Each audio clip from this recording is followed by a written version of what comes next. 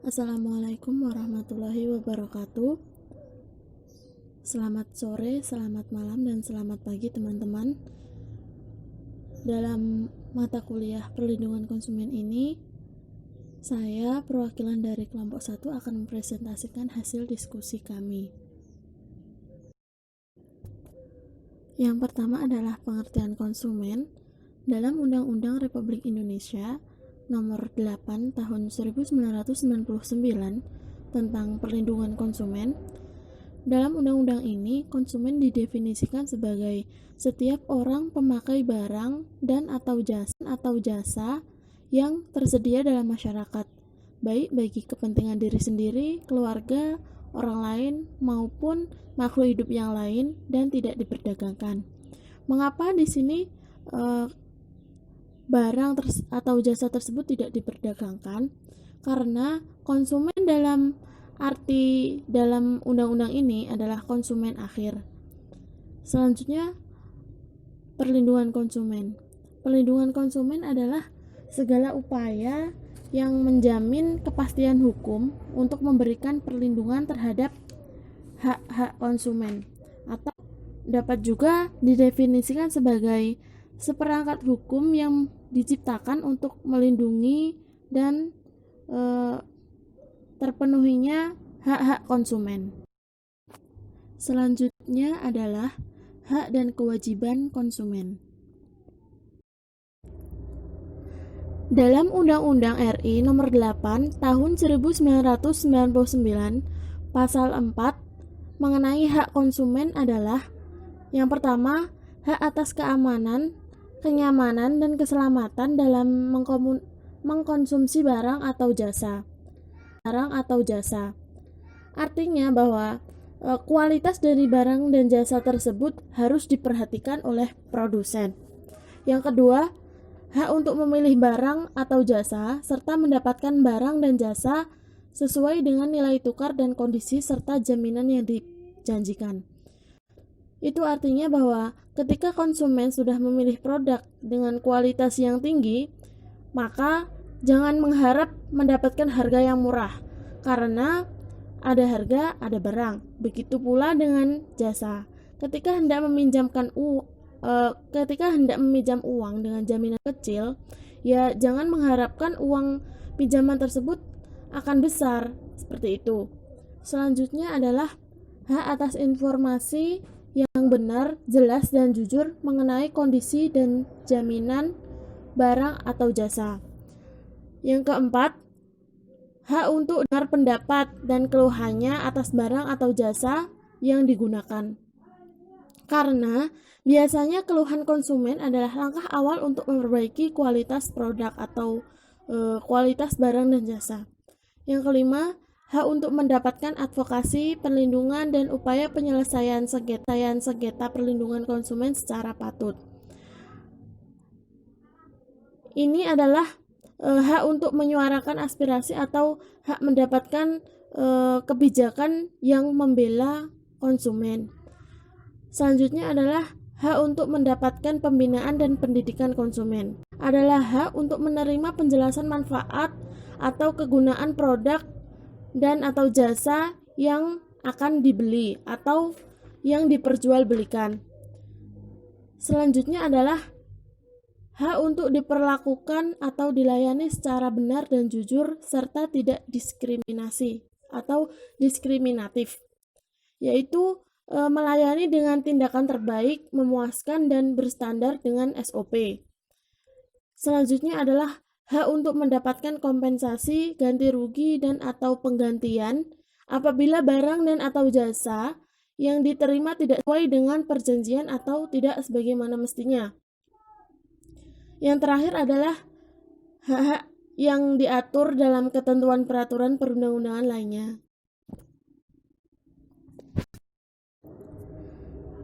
Sedangkan kewajiban konsumen dalam pasal 5 dijelaskan bahwa kewajiban konsumen adalah yang pertama, membaca atau mengikuti petunjuk informasi dan prosedur pemakaian atau pemanfaatan jasa demi keamanan dan keselamatan. Jadi, selain konsumen mendapatkan hak atas kompensasi, tapi konsumen juga tidak boleh lupa dengan kewajibannya sebagai konsumen yang cerdas, yaitu konsumen yang teliti dan mengikuti prosedur. Karena kewajiban konsumen adalah hak dari pelaku usaha, sedangkan hak konsumen adalah kewajiban dari pelaku usaha. Yang kedua adalah beritikat baik dalam melakukan transaksi pembelian barang dan atau jasa. Walaupun biasanya kita bilang pembeli adalah raja, tetapi raja itu tak tahu sopan santun, siapa yang akan menghormatinya? Begitu juga dengan pembeli atau konsumen. Yang ketiga adalah membayar sesuai dengan nilai tukar yang disepakati. Artinya bahwa ketika si penjual hanya menerima pembayaran secara cash, konsumen juga berkewajiban membayar secara cash. Yang terakhir adalah mengikuti upaya penyelesaian hukum sengketa perlindungan konsumen secara patuh. Yang selanjutnya adalah hak dan kewajiban pelaku usaha. Materi yang selanjutnya yaitu mengenai hak dan kewajiban pelaku usaha. Yang pertama yaitu mengenai hak pelaku usaha yang diatur dalam Undang-Undang Republik Indonesia Nomor 8 Tahun 1999 Pasal 6. Yang pertama yaitu hak untuk menerima pembayaran yang sesuai dengan kesepakatan mengenai kondisi dan nilai tukar barang dan atau jasa yang diperdagangkan. Yang kedua yaitu hak untuk mendapatkan perlindungan hukum dari tindakan konsumen yang beritikat tidak baik. Yang ketiga, hak untuk melakukan pembelaan diri sepatutnya di dalam penyelesaian hukum sengketa konsumen. Yang keempat, hak untuk rehabilitasi nama baik apabila terbukti secara hukum bahwa kerugian konsumen tidak diakibatkan oleh barang dan atau jasa yang diperdagangkan. Yang kelima, yaitu hak-hak yang diatur dalam ketentuan peraturan perundang-undangan lainnya. Yang kedua, yaitu mengenai kewajiban pelaku usaha. Hal ini diatur dalam Undang-Undang Nomor 8 Tahun 1999 dalam Pasal 7. Yang pertama, yaitu kewajiban pelaku usaha beritikat baik dalam melakukan kegiatan usahanya. Yang kedua, memberikan informasi yang benar, jelas, dan jujur mengenai kondisi dan jaminan barang dan atau jasa, serta memberikan penjelasan penggunaan, perbaikan, dan juga pemeliharaan. Yang ketiga, memperlakukan atau melayani konsumen secara benar dan jujur, serta tidak diskriminatif. Yang keempat, yaitu menjamin mutu barang dan atau jasa yang diproduksi dan atau yang diperdagangkan berdasarkan ketentuan standar mutu barang dan atau jasa yang berlaku. Yang kelima, yaitu memberikan kesempatan kepada konsumen untuk menguji dan atau mencoba barang dan atau jasa tertentu serta memberikan jaminan dan atau garansi atas barang yang dibuat dan atau yang diperdagangkan. Yang keenam, memberikan kompensasi, ganti rugi, dan atau penggantian atas kerugian akibat penggunaan, pemakaian, dan pemanfaatan barang dan atau jasa yang diperdagangkan. Yang terakhir, yaitu memberikan kompensasi, ganti rugi, dan atau penggantian apabila barang dan atau jasa yang diterima atau dimanfaatkan tidak sesuai dengan perjanjian. Kemudian adalah contoh dari kasus pelanggaran Undang-Undang Perlindungan Konsumen. Materi yang selanjutnya yaitu contoh kasus pelanggaran UU-BK. Yang pertama yaitu kasus produk HIT. Di balik murahnya harga produk HIT ini atau obat nyamuk ini ternyata memiliki dampak negatif bagi konsumen. Telah ditemukan zat kimia berbahaya yang terkandung di dalamnya, yaitu propokur dan diklorvos. Dua zat ini berakibat buruk bagi manusia, di mana manusia dapat mengalami keracunan terhadap darah, gangguan syaraf, gangguan pernafasan, gangguan terhadap sel pada tubuh, bahkan menyebabkan kanker hati dan juga kanker lambung.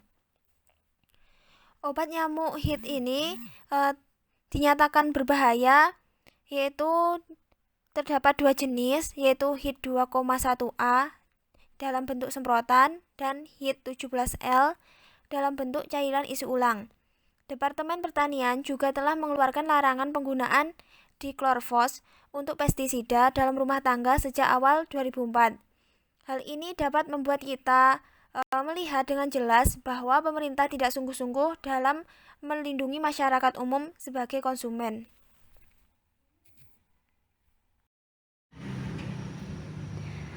Contoh kasus pelanggaran UU PK selanjutnya ialah mengenai kasus vaksin palsu. Pemalsuan dan peredaran vaksin palsu yang menimbulkan kegaduhan dalam masyarakat itu tidak hanya terkait dengan tindakan penipuan dan pemalsuan merek sebagaimana diatur dalam KUHP, namun juga melanggar Undang-Undang Nomor 36 Tahun 2009 tentang Kesehatan dan Undang-Undang Nomor 8 Tahun 1999 tentang Perlindungan Konsumen. Ancaman pidana terhadap pelanggaran tersebut adalah penjara paling lama 5 tahun atau denda paling banyak 2 miliar sesuai dengan ketentuan pasal 62 Undang-Undang tentang Perlindungan Konsumen. Selain itu, pada ayat 3 pasal 62 juga ditegaskan bahwa jika pelanggaran yang dilakukan tersebut mengakibatkan luka berat, sakit berat, cacat tetap ataupun kematian, maka akan diberlakukan ketentuan pidana yang berlaku. Jadi pelaku juga dapat dikenai ketentuan dalam KUHP.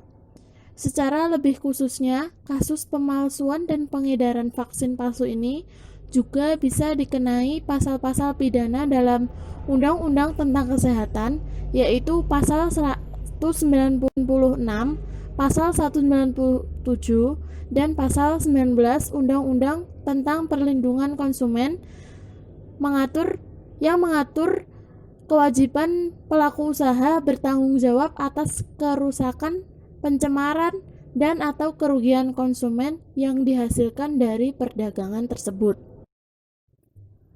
Kasus selanjutnya adalah kasus penjualan obat diet ABC Acai Berry ilegal secara online.